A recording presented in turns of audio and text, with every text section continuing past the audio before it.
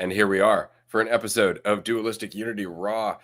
We are already off to the races this morning. Andrew has had some Instagram comments that I have found quite funny. And so we've been responding to these comments. And the overarching theme of these comments is basically a resent for Andrew just kind of working his way through life, having a good time, not stressing, not working like stupid hard to make himself into more. His general philosophy of you are just good enough the way you are is so nonchalant and laissez-faire, and you're just justifying giving up, Andrew. You're just justifying giving up on life because you are not trying to be more.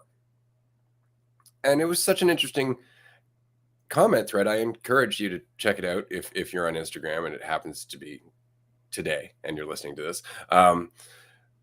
It's interesting because the entire point is only that, and it's not even about Andrew. That's the funniest part. See, Andrew, he works very hard. We both work very hard at this podcast. When we're not on here recording, we work really hard, and we really do our best to offer things for free as often as we can, or at least for a really small, for a low amount whenever we do have to charge. But this person's going off about how, Andrew, you are taking advantage of people by, making so much money online and just floating through life as a guru and all this shit. And what's funny is that you work harder than most of the people I've met in my life. Like, you work hard, but nobody knows that. And this person doesn't even want to know that. They just want to make a bunch of assumptions that you are just eating gummies all the time, floating around through life, taking advantage of people, not working a day, right? And just telling people that they can do the same thing. And what's funny is that that's not your message. That's never been your message. But this person wants to make it sound like that. And the simple reason why is that they don't enjoy what they do. They don't enjoy what they do. To them, the grind is necessary. If I'm not struggling uphill, if I'm not working all the time, if I'm not, constantly being productive and looking at myself as on the path to becoming more, then I'm not. Then I'm nothing. And that's it. And so there's no enjoyment in that. That whole journey is fucking dreadful. It really is. And I know, because I did it. I was on it. And you know how I felt when I would meet people who just kind of like skimmed through life, making it look easy? I felt fucking pissed off. And it had nothing to do with them and everything to do with the fact that I was making it hard on myself in a lot of ways. And this person said it perfectly when they're like, well, that's what life is all about. You have to struggle to be fulfilled. You have to struggle to become something. And you can just see right there the consequence of that, because then you're never enough. There's always pressure. And what's worse, you're always measuring your progress according to your assumptions of everyone else. Whereas you can just be fulfilled here and now. You are enough. Now go see what you're capable of. Judgment and shame don't have to enter into this. They really don't. And yet, when I asked this person why they believe judgment and shame are the only real motivators, they actually said, I never said anything about judgment and shame. I just said that you're not as good a person if you're not being as productive, which was the original comment. So there is the judgment and shame. But do you see the cognitive dissonance? If we use the words judgment and shame, I look terrible. So I don't want to use those words. I would rather justify this in a different way entirely. And so the remainder of the comments after that were just backpedaling of, I didn't say that you can't have a positive attitude towards things. I was just saying that, you should be out there doing stuff too. It's like, nobody said you shouldn't be out there doing stuff, just that you are enough now. Now go do stuff. But because they aren't enjoying their life, that's an affront, because you're challenging their strategy for existence. And as long as they're invested in it, it must be the right way. And everybody else is falling short of that bar. And so you can spend your entire life on that track of getting to a point in which you're fulfilled, and so striving for it every moment along the way, investing focused on working on assumptions about yourself that aren't enough or aren't good enough or aren't whole or aren't complete. And that is a way, like, this woman, she can spend her life striving to get to that spot. There's nothing wrong with that, but it's like investing into this thing that isn't going anywhere. It's like continuing to walk on a treadmill thinking that it's adding something to yourself. It's just a continuation of assumptions, shifting assumptions as you go. Whereas, the experience of being fulfilled in yourself, realizing that you're fulfilled in yourself right now, allows you to actually do things for more of yourself. Like, until then, everything is so focused. It's like you can spend your whole life striving to become something in order to become whole, complete, on a track that never is fulfilled. Or you can recognize that that cup that you've been trying to fill with the hole in it is actually already full. Like, there's nothing to fill there. And then you stop focusing in on filling that cup at all times, and all of these other options come into play. Like, all of these other ways you could spend your life and do things and utilize your energy come into play. You start to realize, oh my gosh, there is more energy. Because trust me, I've had my fair shake at that side of the shame and the guilt and the beating up and the should and should do this, should do that. And I can tell you, even just in very recent experience, that letting go of the idea and the weight and the certainty that I'm doing something wrong or incorrectly or not enough or blah, blah, blah, all of a sudden it's like this weight drops and it's like, oh my God, I have so much more energy to do so much more things. Like, I was actually sucking at my own energy as I focus on any perception of myself, like any thought about myself, any investment in how I'm doing is like filling up a fucking inflatable tub and poking a hole in it as you're walking around filling it up.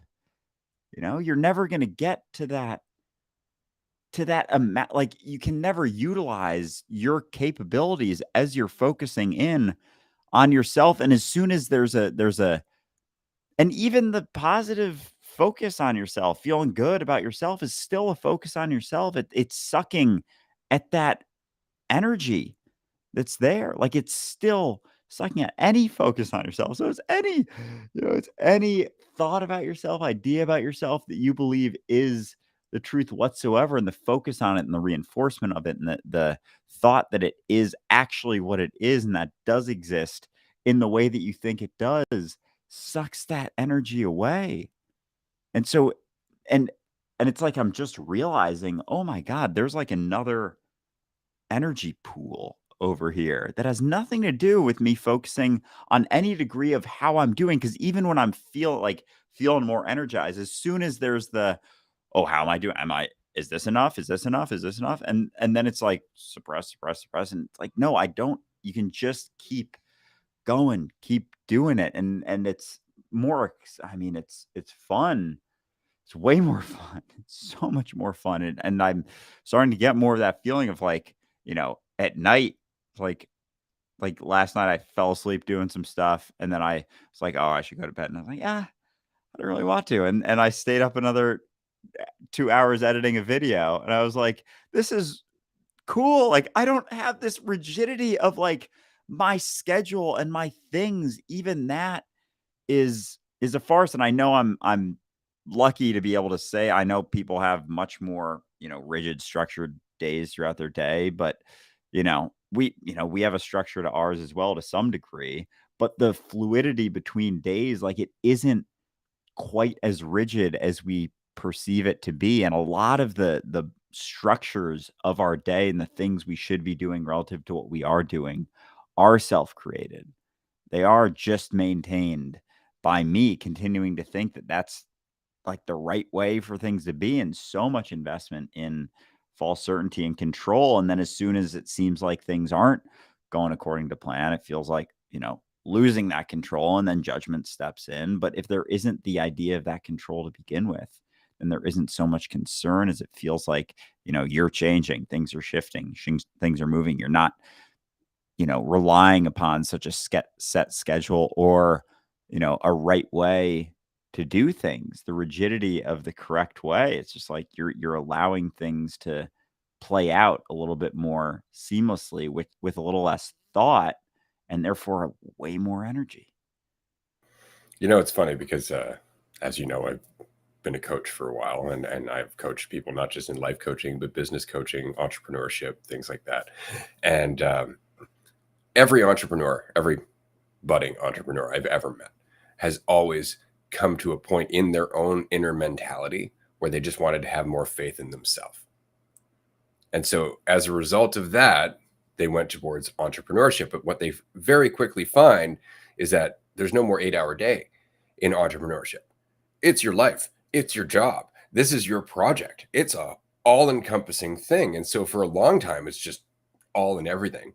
And you're putting all this time into it. But then you start to figure out, like, I like working at night more than in the day. So all of a sudden you change your sleep schedule a bit. You take an afternoon nap, you work in the evening instead, but your schedule becomes more fluid as a result of you changing your environment because you're having more faith in yourself. You know, a large part of why we have these work days is because we're putting our faith in the business, in the structure that it's relying on. We put it in the product maybe that they're making, or in the service that they offer, or just in the fact that they're willing to give us a check month to month. There's security in that. And in that, we have to live according to somebody else's clock. We have to live according to somebody else's schedule. And so I think it kind of goes hand in hand. Like, if you really want to get away from that need to be on someone else's schedule, you got to leap, right? But that means you got to take over the full clock yourself. Now it's all on you. 24 hours a fucking day. It's on you. So now you have to set, when do you have to be productive? When should you relax? Because relaxing is a big part of this. Like, Andrew, you know, as well as do our listeners, that I have a tendency of going a long time without sleeping.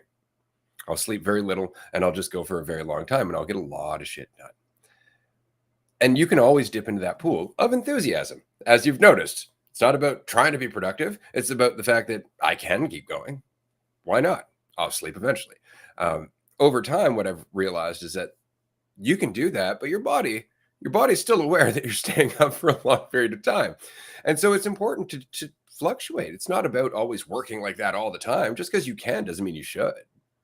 Sometimes it's about taking a little extra nap. Sometimes maybe get a whole 12 hours sleep just because you haven't been sleeping much throughout the week, because you were getting things done, because you were, in fact, participating more in your 24-hour schedule, as it were. I like to look at that more than working, participating more in your 24-hour schedule. But in that state of mind, doing yoga, going for a walk, hanging out with friends, going for a beer, playing pool, whatever it might be, those are just as important as the hours that you're working. But we don't tend to think about that when we're working for another person, right? Or working for another company. We're like, those are the important hours. And the rest of the time, okay, now I just got to try and relax and get shit done, blah, blah, blah, blah, blah. It just changes our whole perspective on everything. It really does. This is one of the reasons I like having a fluid schedule. Our schedule here is actually pretty fluid outside of our group schedule, which we try to maintain, and all of our episodes and whatnot. I'm not gonna lie. There's occasions where we'll have a break for 2 hours. I'll just go take a nap. You know, I'll take a nap. Why? So I can stay up later on tonight, maybe. You know, or just to take a fucking nap. But it's really just choosing for you. And not everybody's comfortable with that, because admittedly, and this is a problem that a lot of kids have when they leave traditional schooling to go into homeschooling, say when they're a teenager. At first, there's no drive to do anything because they've always been pushed. Oh yeah. Yeah. That I definitely resonate with that. But and it can so quickly turn into an excuse too. And I'm well aware of that. It's like, oh yeah, I've been through the system and it fucked me up and now I can't choose for myself. It's like, oh yeah, you can keep telling yourself that story, but once you recognize it, it's like, fucking do something with it, motherfucker.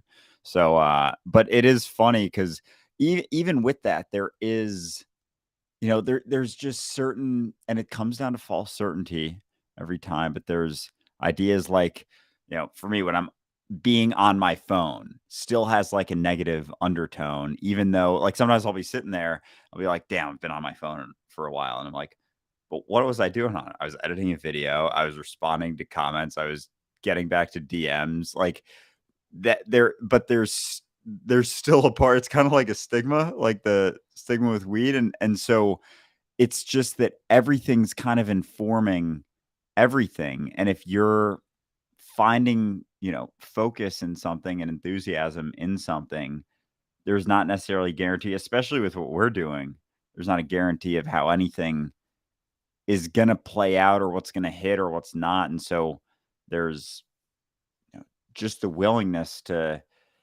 kind of keep going and doing shit without the check-ins so often, like without so many goddamn check-ins with yourself and perceived measurement. Cause like I can't even know how things are playing out or how things are going ever. And as soon as I feel like I do, it's like then that becomes the focus, or the desire to figure it out becomes the focus, as opposed to just doing things. Like there is a degree of limitation in that capacity where if you're focused on measuring how things are going or thinking about how things are going or how you're doing, then you're not going to be able to put as much energy into doing and just doing without so much regard. So it's like, yeah, you know, check in, tap in here and there once in a while, but at the same time, like, just do. Exactly. Okay, so that's the thing. It's like it's good to check in with yourself from time to time, or, and this is just an alternative, be responsibly aware. That's really it, right? Like we have this tendency of saying like, oh, I have these habits to deal with. But as we talked about, a habit is really just an action you keep taking now. So there's actually a danger in saying it's a habit to some degree because you're reinforcing that it is rather than a choice now. Right. And so this was something I ran across the other day, and God bless his heart. It's not something that often happens, but I disagree with our friend Cameron Rosin. He made a video talking about like when you get up in the morning, don't reach for your phone because then it's establishing the flow of the day. Fuck that noise. My phone is a piece of fucking matter. It doesn't define shit at all about my life. I picked up the phone, motherfucker. Like I'm still defining the flow. You can't do that. Like you could do that about, oh, don't set your alarm in the morning. It's defining the flow for you. It's like you're not in control. It's not about you defining the flow. Like everything is part of the fucking flow, including you looking at your phone. The only question is, are you aware and responsible when you're picking up that phone? Or are you doing it because you don't feel good? Is it a reaction to a feeling? Right? And that's when you should keep yourself in check. Oh shit, I'm giving in to my feelings again. I'm just trying to feel better. Oh, I'm trying to feel more secure, certain. Oh, I'm distracting myself from the day. You can do that. Or you could be responsibly aware, in which case everything you do each and every moment is your choice. And there's no right or wrong choice so long as it is your choice. And you are taking responsibility for it. So if you're picking up your phone in a state of responsible awareness, you're not getting lost in doom scrolling. Perhaps you're learning something new. Perhaps you're taking in new perspectives. Perhaps you're picking up something else. There's a million different things you could learn from picking up your phone, depending what you're doing with it. But the idea that something else defines your flow is just more victim thinking. Very much so. And it's like investing in that desire for control, like there to be a right and a wrong thing to do when that doesn't exist, because the alternative is always that here and now responsibility for me and what's going on. Because yeah, like there's absolutely nothing in objectivity that says picking up your phone is a definitely bad thing, like whatsoever. It's not even close to scientifically proven. There's no guarantee of what you do on your phone when you wake up. Like, what if all, say hypothetically, all of your work is done on your phone? You wake up, grab your phone, and start doing work, and then you work for 3 hours, and then you go back to bed, and then you go do something else, and then it's like there's no. It's such an interesting settling upon this is the right and this is the wrong, because the alternative is you making a choice for you here and now. And the habit thing is, I would say, a massive avoidance of responsibility, even. And it's brutal, like even saying that I have a habit of doing something is just a fucking excuse. But there's a It's spectrum there. I'm gonna okay. All interject right. All because right. All it's right. really important to understand that admitting that you are habitually making a decision here and now isn't a bad thing. It's not a bad thing because you're recognizing the repetition of it. But to justify it as a habit can become a danger. To recognize you're doing something repetitively is different than going, and therefore I'm going to keep doing it because I have a habit. And it's just very different in terms of what you're willing to question. But that's a spectrum. It very much is in terms of just growth and a willingness to get there. You are going to benefit from recognizing that repetitive behavior. It's, as always, it's a difference between what you do with it. Always. It's always that. Yeah, it's just that. It's the recognition is enough, and as soon as it's more than that, then it's like it starts to tip over the other side, and it's recognizing it. Oh, that's something I do, because it can so quickly and easily turn into just more self-judgment and loathing. Almost, it's like a split second. Not to say you got to catch anything, but be able to recognize something without judgment is a practice in a sense. Yes and no, because it's still just you recognizing it right now and you not judging yourself right fucking now. And there's not this whole span and timeline and things playing out in sequence or becoming or turning into. It's just like that fucking razor's edge of this, and anything that we want to be self-defining about is an avoidance of changing it right now. And as soon as it's recognized, like, you have the opportunity to shift it. And it's like there's a chasm almost in that, where I don't want to jump over it to changing, because that changes a component of how I see myself in whatever way, shape, or form that I've grown to see myself. It's like there is a shift as habits are recognized, because habits are a component of me. Like, I am my assumptions, my habits, my opinions, all those things. So as those start to shift or be let go of or questioned or looked at, then it's not just changing a habit.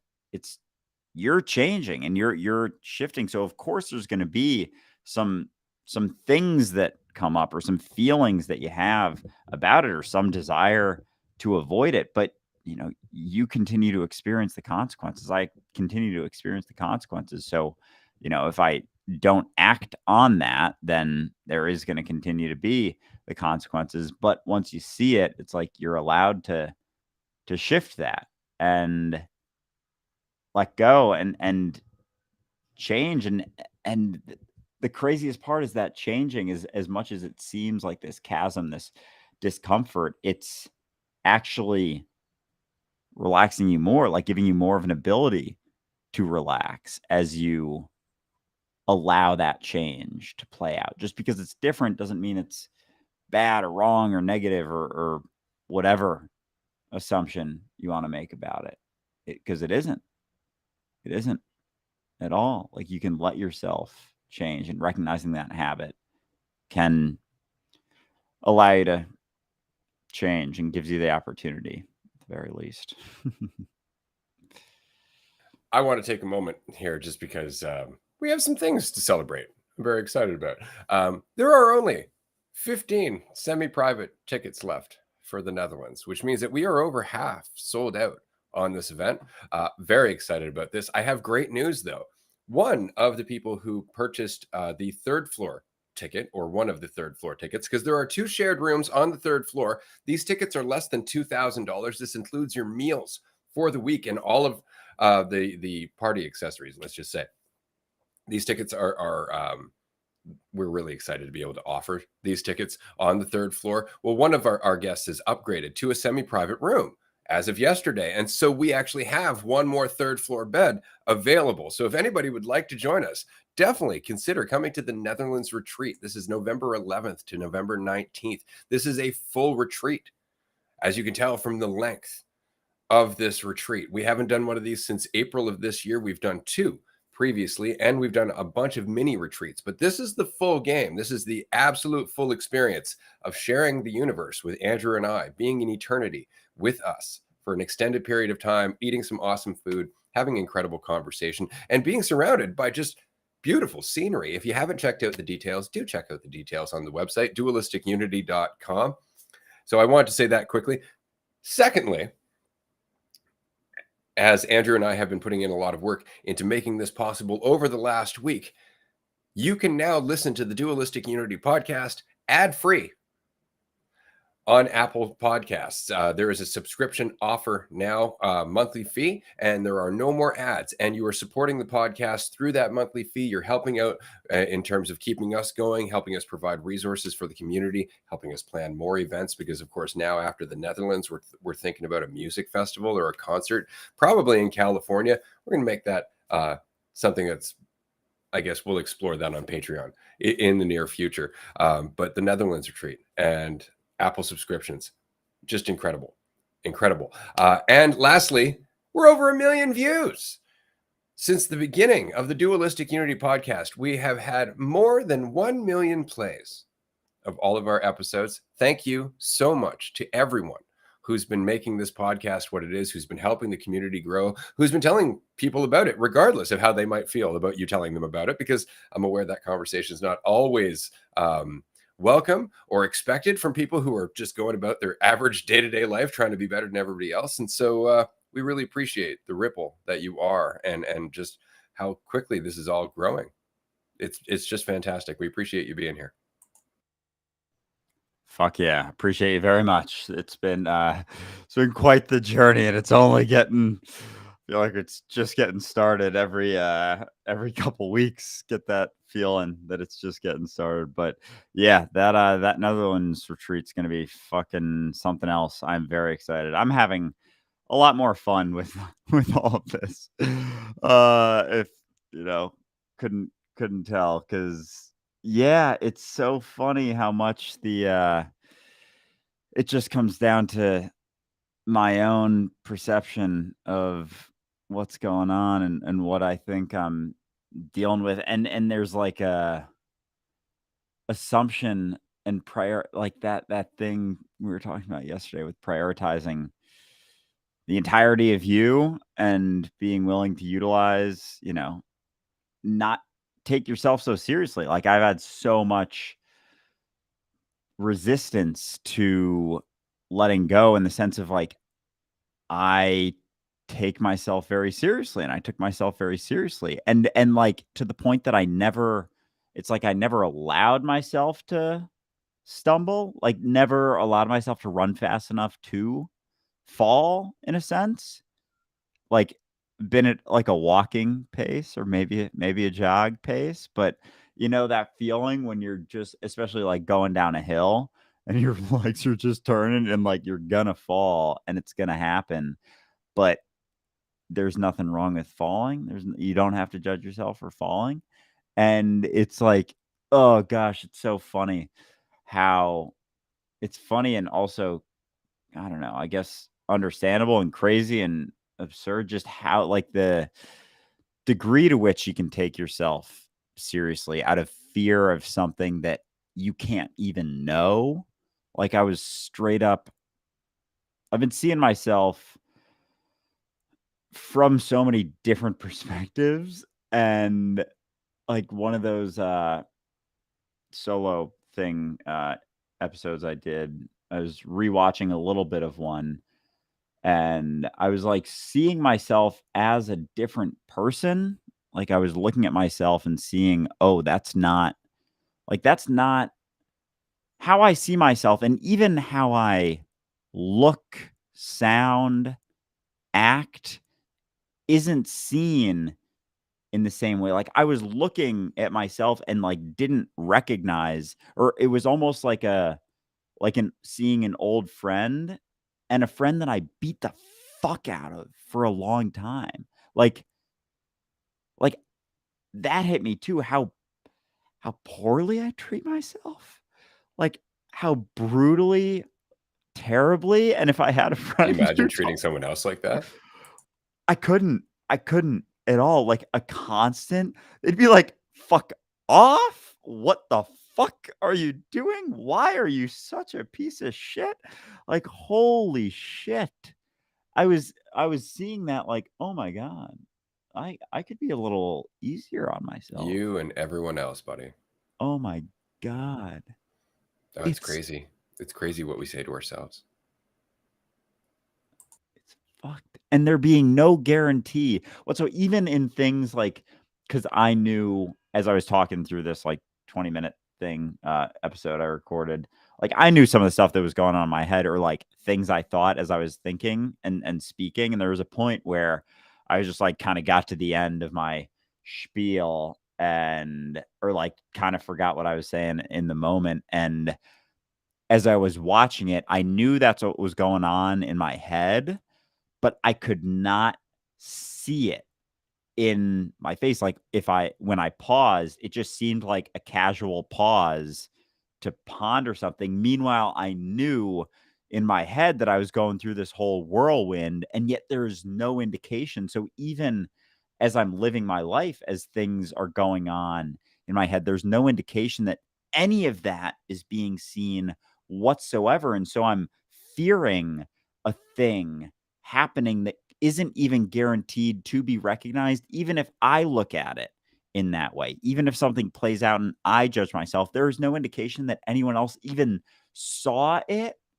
Like, even saw it, like, obviously saw it in the sense of how I saw it, but no one sees things like I do. So they don't even see my life as I see it happen at all. That is fucked. So like I'm really, really alone in my perspective because I don't even know what someone sees as I am in an interaction. Like I don't know what they're hearing. I don't know how they're perceiving it. I don't know how they're looking at me or seeing me. I have no idea, even to any degree. Like I was watching this video and I started to see my face like change. It started to change and be seen. And I was like, oh, there's no guarantee that I'm even seen in the same way by anyone else. Like there is no guarantee of any other perspective to any varying degree whatsoever.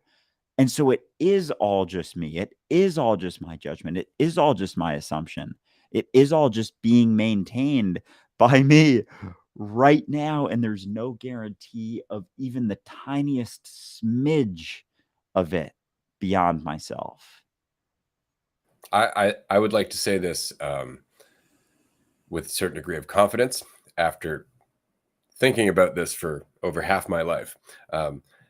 There is, in fact, one thing that you can guarantee people are not seeing: you. They just can't. They can't, no matter. And I'm pretty good at reading people in the moment. When I'm talking to somebody, I'm pretty good at picking up their cues. I'm pretty good at feeling where they're at. That doesn't mean that I can in any way know everything that brought them to that moment.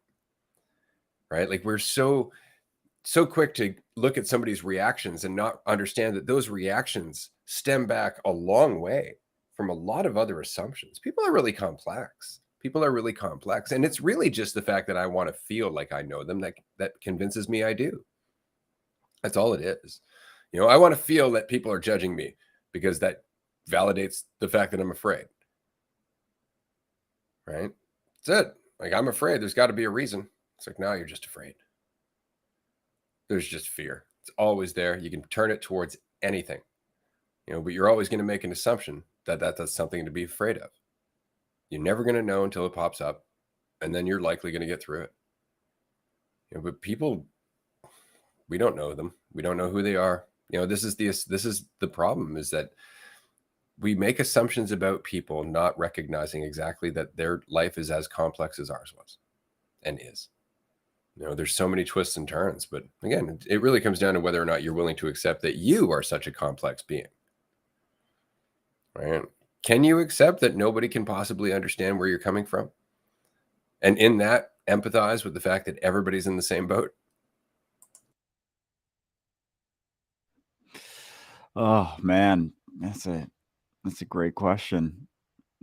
I mean, oh God, like it's unreal how much of a constant thing that is to try and do, but everyone's going through it, and it's interesting realizing that, because I've realized before, I felt like I realized before, like, no one else is thinking about you as much as you think they are, things like that. But it's like that runs deep to the point that, like, they're never actually seeing you.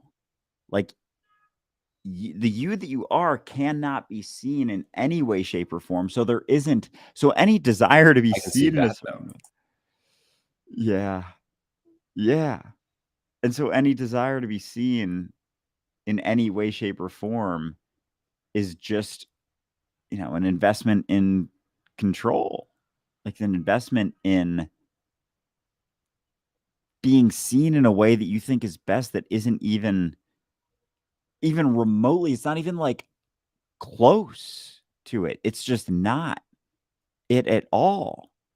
And there is no, and it does totally shift when you realize that, you're not just the you that you think, but I mean, you are, but you're not, but you don't have to put all the weight on that. Like, there is more of you going through degrees of the same exact things you're going through.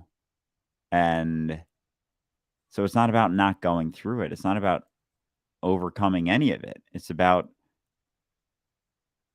just going through it, being in it, and, you know, bouncing around. Like, it's really not about getting out of anything.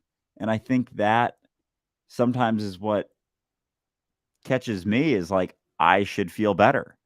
Says fucking who? I should be better at this or better at that. And it's like, that's a lot of self-absorption. That's a lot of focus on this thing that you think you are. If you think you should be something else, it's like, you don't know that. And why are you so focused on that playing out in that way? Why is there so much emphasis? And of course, there's a lot of emphasis on that given, everything, but there doesn't have to be. There doesn't have to be there is a reality happening, and your focus can be placed into things outside of yourself.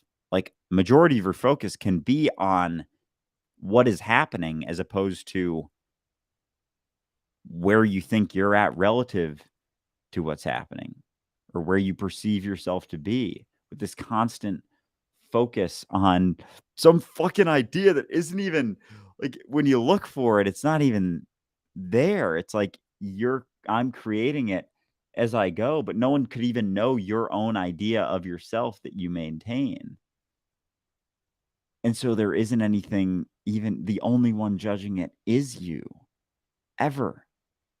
Ever. Like, there's a reality happening you can interact with when you're not trying to figure yourself out or figure out what's going on. It's like carrying a really heavy backpack that's hitting you from time to time. When I run into people in general, when I run into anybody, I really treat them like they just wandered out of a desert, like into my little oasis, really. Because life is tough and complex, and there's no way that I could know what their journey was. None at all. But I know the nature of the journey. I understand the nature of uncertainty. I understand, the tendency we have towards self-judgment, towards assumption, towards wanting false certainty and all the consequence that goes with it. I understand how much that beats us down. And so I can relate to people on that, because I'm not looking with the assumption that I can know who they are or what they've been through. And that's where relationships become fresh in the moment. The conversation is able to be authentic, because you're not satisfying yourself with some sense of false safety. Oh, I know this person. I know what they would do. I know what they'd say.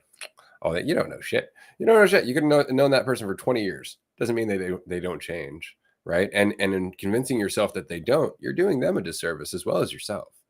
You're just blinding yourself at the end of the day. We have about 5 minutes left here. So I wanted to mention, we have one ticket left for the Vancouver mini retreat. This is our last mini retreat of the year. I wanted to throw in that at this mini retreat, we're going to be recording an episode, and it's going to be a Q&A episode, because we haven't done one of those in a little while. So anybody who's coming to this retreat is going to be able to be in the audience for the episode, asking questions and being part of that episode. So if you would like to join us, there is one king bed left. Yes, it's a king bed, which means that you're going to be very, very comfortable. I believe there's an ensuite bathroom as well. This location is dope. It's going to be a lot of fun. We're going to be taking walks down by the ocean. We're going to be walking into the forest. We're going to have a lot of weed and other things, and it's going to be just a fantastic time. So if you can join us, you won't regret it. Tickets are still available and will be for the next 2 weeks, but I don't know how long it's going to last. Usually somebody picks up these tickets pretty fast. But if you can join us, do. Yeah, it's gonna be a hell of a time, and that house is pretty sick in the surrounding area. I mean, we were there a couple months ago. When is that? July. Yeah, and yeah, Vancouver is just absolutely beautiful. Vancouver Island is a whole nother world, but Vancouver itself is a gorgeous city. Like for a big city and the surrounding areas, it's like, damn. So yeah, it's gonna be a lot of fun, and yeah, just a blast to hang and see everyone and bounce around and just enjoy. Karaoke. Fuck yeah, karaoke, baby. So yeah, this is it's interesting, the focus on what's real and what isn't, and the just that willingness. It's never about knowing more or understanding more. It's the willingness to not and just continue on and continue to be it, do it for yourself, for your experience that just so happens to be the entirety of what is. And yeah, it can be fun if you want to make it fun. Yeah, there's a question. We'll address it quickly before we head out here. How do you deal with the anxiety related to being too aware of being alive and all? I would get rid of your opinion of being too aware. If there's anxiety, it's because you think you should be in control. The more awareness you subject yourself to, the less control there is, the less illusion of control there is, which means that you really just have to let go. The anxiety that goes with that is the shit that you're still picking apart. It's the triggers that are in the way. It's just parts of you that are afraid. That's okay. Don't worry about that. Point is just continue to let go. If you're afraid, it's because you're trying to feel in control. There is no control. Let go. Yeah, and like this assumption that you should be different in that spot. You know, the feeling, whatever feelings come up, like this idea that there's a right way to feel if you're feeling more aware and whatnot. And then so certain things come up, and it's like, oh well, I shouldn't be feeling this because this isn't the right way to feel, because this isn't what enlightenment is, and this isn't my idea of feeling good and better and blah blah blah blah blah blah. And it's really does, when you realize that there are things playing out and happening, like there's a role in a sense, and it's not something you could ever possibly know, but it's not about being this idea of what you think you should be. It's just about your willingness to play your role as willingly as you can, which is what you're always doing, what you're always going through, from the macro to the micro of the experience that you're having right now. Like a role is being played out. You don't know what it is. And so if you're able to just ride that thing, whatever highs and lows come up, whatever shit starts bubbling up, and maintain some degree of relaxation through it, like be willing to just continue on sometimes, even when it starts feeling turbulent. It's like you're still playing out that role. I know it seems really shaky and uncomfortable right now, but it's still being played out. And there's nothing besides your assumptions saying that there's anything wrong right now.